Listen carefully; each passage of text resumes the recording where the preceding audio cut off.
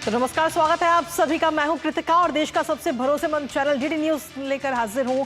आपका अपना पसंदीदा शो खबरों का सरपंच न्यूज पंच। और आज का न्यूज पंच बेहद ही खास है क्योंकि आज के अंक में हम बात करेंगे वक्फ को लेकर के। जी हां, वक्फ बोर्ड को पर जो विधेयक आया है उस पर पक्ष और विपक्ष दोनों की तरफ से अलग अलग तर्क पेश किए जा रहे हैं। क्या कुछ वो तर्क हैं बताएंगे विस्तार से आपको। साथ ही अपने संवाददाताओं के पास भी जाएंगे और उनसे जानेंगे कि आखिर वो जिस जगह पर मौजूद है वहां पर लोगों की तरफ से इस विधेयक को लेकर किस प्रकार का समर्थन और विरोध देखने को मिल रहा है। इसके अलावा पक्ष विपक्ष की तरफ से क्या कुछ कहा जा रहा है बताएंगे पूरी कहानी आपको।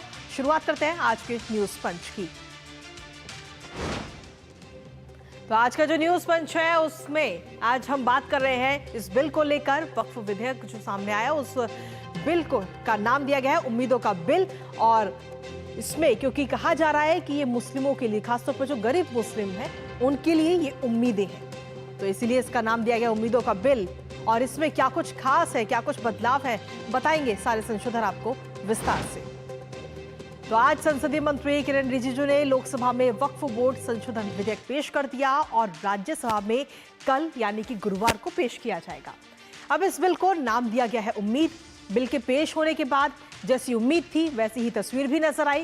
विपक्ष लगातार इस बिल का विरोध कर रहा है और इसे असंवैधानिक बता रहा है, तो वहीं सरकार इसे पारित कराने के लिए पूरी तरह से तैयार है। आज किरण रिजिजू ने एक एक करके इस बिल के कई महत्वपूर्ण बिंदुओं को सदन में रखा, जिसके बाद चर्चा भी शुरू हो चुकी है और चर्चा के लिए 8 घंटे का समय है। अब ऐसे में देखना यह होगा कि विपक्ष इस बिल का विरोध करने के लिए क्या क्या तर्क देता है। हालांकि लोकसभा और राज्यसभा में नंबर गेम की अगर हम बात करें तो एनडीए के पास बहुमत है, जिससे बिल के पास होने की ज्यादा संभावनाएं हैं।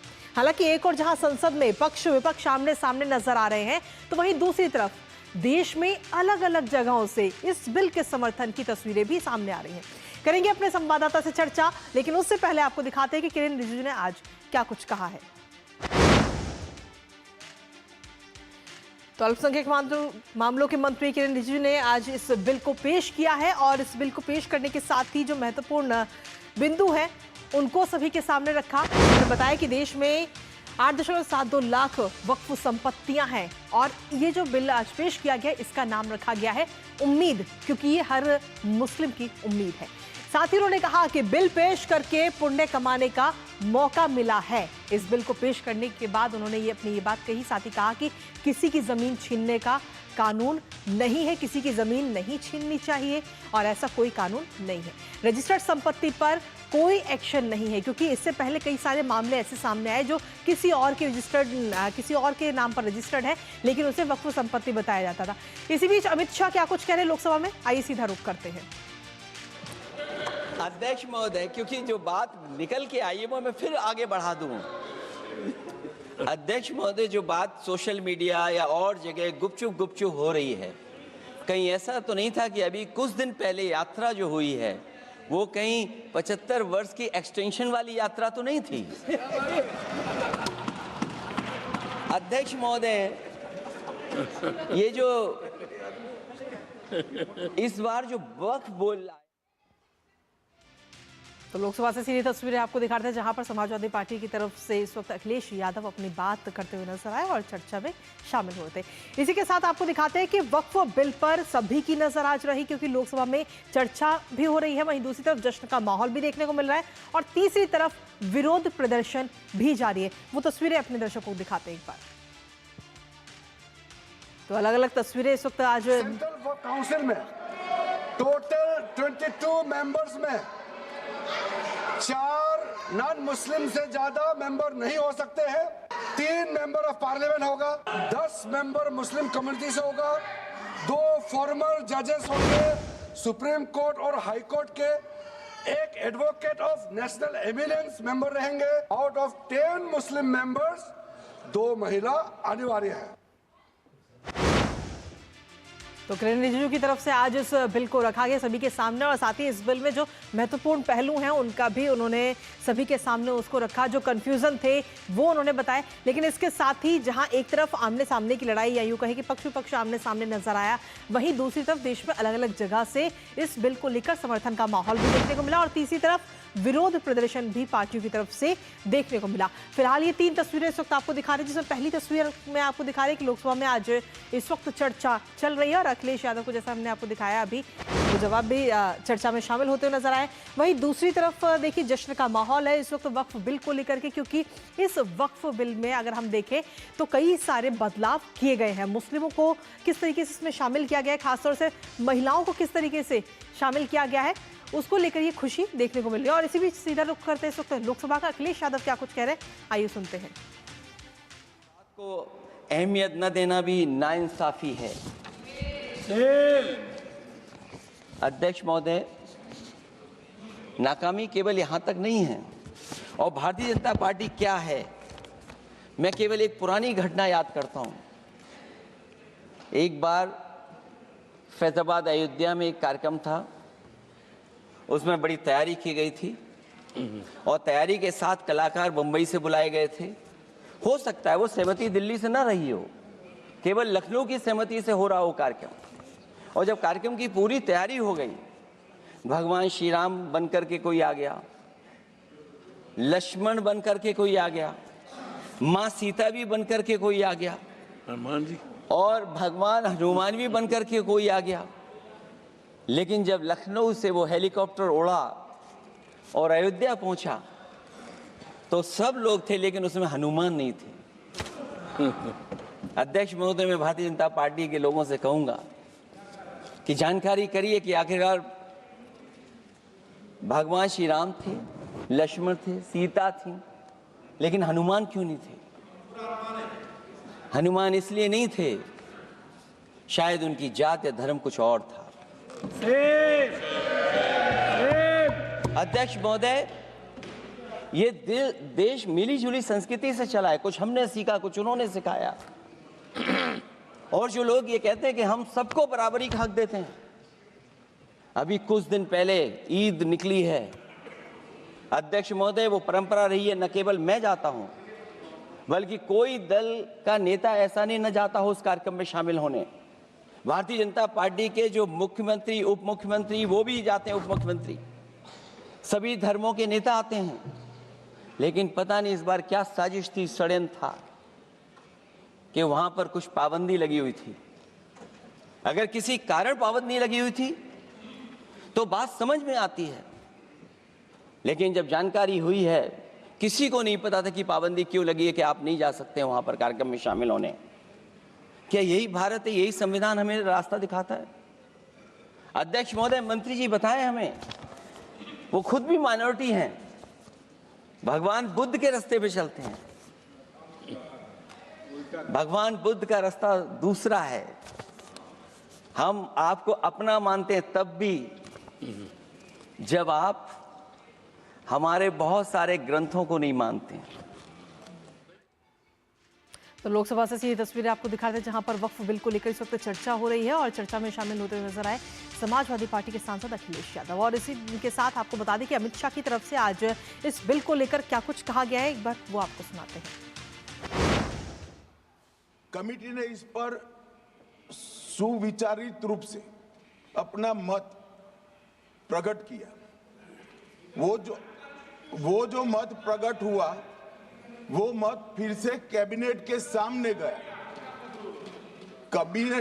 कमेटी के जो सुझाव थे, ये भारत सरकार की कैबिनेट ने स्वीकार किए और अमेंडमेंट के रूप में किरण रिजिजू जी लेकर आए।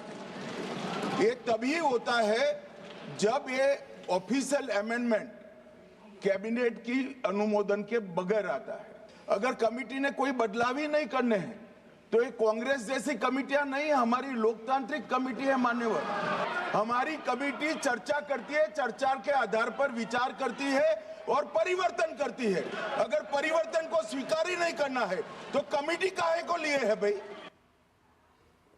तो जेपीसी में जिस तरीके से चर्चा हुई हो उसके बाद उसका जिक्र करते हुए नजर आया अमित शाह। और इसी के साथ में रामदास अठावले और डिंपल यादव की तरफ से क्या कुछ कहा गया, एक बार वो भी आपको सुनाते हैं। ये बिल की राजनीति हो रही है। ये बिल ये बिल मुसलमानों के फायदे का बिल है।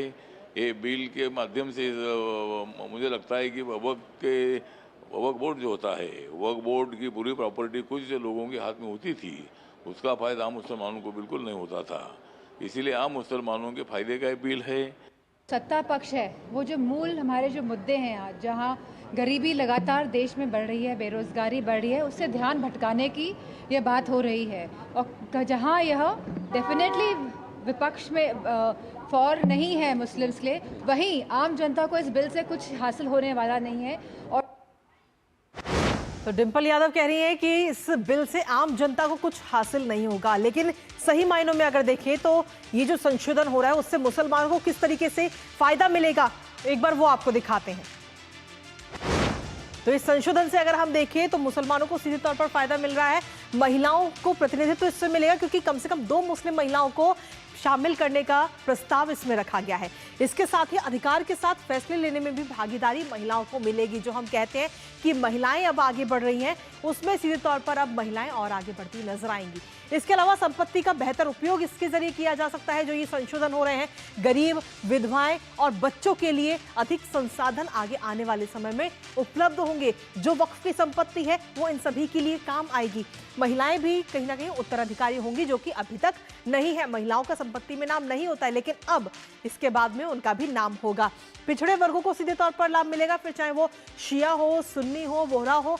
समुदायों की जरूरत पर भी फोकस हो सकेगा। किस किस समुदाय को क्या कुछ जरूरतें हैं उन पर भी फोकस रहेगा। संपत्तियों के दावों के लिए सत्यापन जो है वो अनिवार्य रखा जाएगा। पारदर्शिता में सीधे तौर पर हम देखें तो सुधार होगा। लेकिन इसके साथ ही वक्फ बिल पर आमने सामने इस वक्त नजर आ रहे हैं पक्ष और विपक्ष, और पक्ष की तरफ से क्या कुछ तर्क दिया जा रहा है और विपक्ष क्या कुछ कह रहा है वो आपको बताते हैं। कुप्रबंधन और भ्रष्टाचार पर रोक लगेगी, ये बात पक्ष की तरफ से कही जा रही है, लेकिन वहीं विरोध में कहा जा रहा है कि इससे कहीं ना कहीं नए नए विवाद आगे आने वाले समय में खड़े होंगे।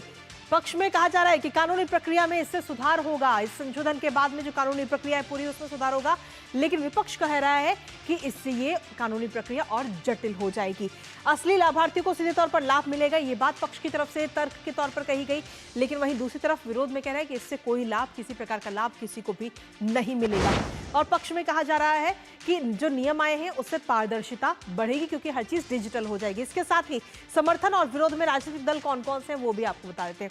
समर्थन में भारतीय जनता पार्टी है, टीडीपी है, एलजेपीआर है, आरएलडी है, जेडीयू है और शिवसेना है। ये सभी वो पार्टियां हैं जो इस बिल का समर्थन कर रही हैं पूरी तरह से। लेकिन वहीं दूसरी तरफ विरोध भी इस बिल का लगातार किया जा रहा है, क्योंकि अगर हम देखें तो कांग्रेस है, समाजवादी पार्टी है, आरजेडी, टीएमसी, बीजेडी और डीएमके, ये वो पार्टियां हैं जो इस बिल का विरोध कर रही हैं। राजनीति की बात कही जा रही है और कहा जा रहा है कि इस बिल को सिर्फ जो असली मुद्दे हैं उनसे हटाने के लिए इस बिल को लाया जा रहा है। ये बात विपक्षी पार्टियां कह रही हैं और साथ ही कह रही हैं कि ये असंवैधानिक है और इस बिल को वापस लेना पड़ेगा। ये तमाम बातें विपक्षी दल कह रहे हैं। हमारे साथ हमारे सहयोगी इस वक्त जुड़ रहे हैं, सीधा उन्हीं का रुख करते हैं। हमारे साथ हमारे सहयोगी शैलेंद्र मिश्र इस वक्त जुड़ रहे हैं, जो कि इस वक्त संसद परिसर में ही मौजूद है, और साथ ही हमारे साथ में विकास सिंह इस वक्त जुड़ रहे हैं, जो कि लखनऊ में मौजूद है। सबसे पहले शैलेंद्र, आपके पास में आना चाहेंगे। अब से कुछ देर पहले रविशंकर प्रसाद को हमने सुना और उन्होंने मुख्य तौर पर 3 सवाल विपक्ष से कह रहे हैं कि आखिर इस बिल से समस्या क्या है। क्या विपक्ष नहीं चाहता कि जो वक्फ की संपत्ति है वो गरीब मुस्लिम समुदाय के काम आए? इस तरीके के सवाल रविशंकर प्रसाद की तरफ से किए गए। देखिए कृतिका, निश्चित तौर पर हमने देखा कि रविशंकर प्रसाद ने बीजेपी की तरफ से अपनी बात रखते हुए कई महत्वपूर्ण बिंदुओं को उठाया है और कहा है कि ये बताएं विपक्ष कि वो किस बात का विरोध कर रहा है। वक्फ संशोधन बिल में जो प्रावधान है वो मुसलमानों के हित में है, और पसमानदा मुसलमान हो या पिछड़े मुसलमान हो उनको प्रतिनिधित्व मिलेगा, मुस्लिम महिलाएं शामिल हो सकेंगी वक्फ बोर्ड में। तो अब फिर आखिर विपक्ष, कांग्रेस पार्टी या विपक्ष किस बात का विरोध कर रहे हैं, ये बात रविशंकर प्रसाद ने कही। और उससे पहले किरण रिजिजू, जिन्होंने बिल को सदन के पटल पर रखते हुए चर्चा के लिए विस्तार से तमाम उन संशोधनों के बारे में बताया जो इस बिल के जरिए प्रस्तावित है। और ये बात बहुत स्पष्ट तौर पर उन्होंने कही कि ये कहा जाता है कि रेलवे और सेना के बाद सबसे ज़्यादा वक्फ की जमीनें हैं भारत में, और दुनिया में सबसे ज्यादा जमीनें वक्फ की भारत में है। लेकिन फिर भारत का मुसलमान गरीब क्यों है? यानी उसके प्रबंधन में कोई कमियां है उन जमीनों के, और उसकी आय जो है वो मुसलमानों तक, गरीब मुसलमानों को सही से नहीं मिल रही है, उसका फायदा नहीं मिल रहा है। तो ये सब बातें कही। अभी हम अखिलेश यादव को देख रहे हैं समाजवादी पार्टी की तरफ से बोलते हुए। इससे पहले गौरव गोगोई ने भी बात रखी थी, सदन में विपक्ष के उपनेता है कांग्रेस के, और उन्होंने अपनी बात कांग्रेस की तरफ से रखी और कई सवाल उठाए संशोधनों को लेकर, प्रस्तावित संशोधनों को लेकर, सरकार की मंशा को लेकर। तो एक जोरदार बहस हमें देखने को मिल रही है लोकसभा में वक्फ संशोधन बिल पर। चलिए आपके पास वापस आएंगे शैलेंद्र। हमारे साथ में इस वक्त विकास सिंह भी जुड़े हुए हैं लगातार लखनऊ से। विकास, लखनऊ में आपने आम लोगों से भी बात की होगी इस बिल को लेकर के, उनकी तरफ से किस तरीके की प्रतिक्रिया देखने को मिल रही है? देखिए, अगर लखनऊ समेत उत्तर प्रदेश की अगर बात करते हैं तो 2 लाख से ज्यादा संपत्तियां वक्फ की हैं। और आम मुसलमान का उससे क्या कुछ भला हुआ, क्या कुछ बेवा जो महिलाएं हैं उनका भला हुआ, क्या कुछ तलाकशुदा जो महिलाएं हैं उनका क्या कुछ भला हुआ, आखिरकार जमीन पे वो नजर नहीं आता है।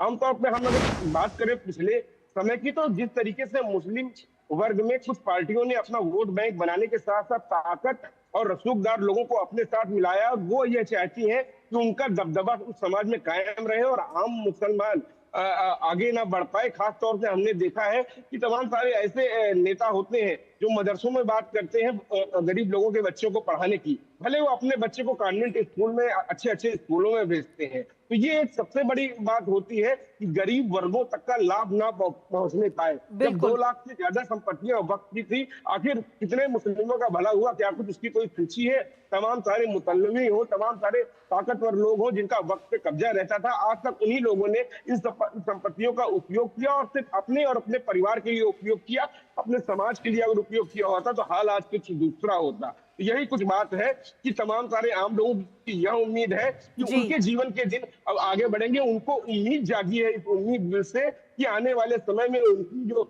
नस्लें हैं, उनके जो औलादे हैं, उनके दिन अच्छे आएंगे और उनके जीवन में सुधार आएगा। उत्तर प्रदेश में एक बड़ी आबादी में मुस्लिम रहता है और वो चाहता है कि उसके जीवन में उसके जो गरीबी है, कमजोरी है, वह दूर हो। वो चाहता है कि मुख्य धारा में जुड़े कैसे। यह बिल कहीं ना कहीं उसके लिए एक बहुत बड़ा परिवर्तन का केंद्र साबित होगा।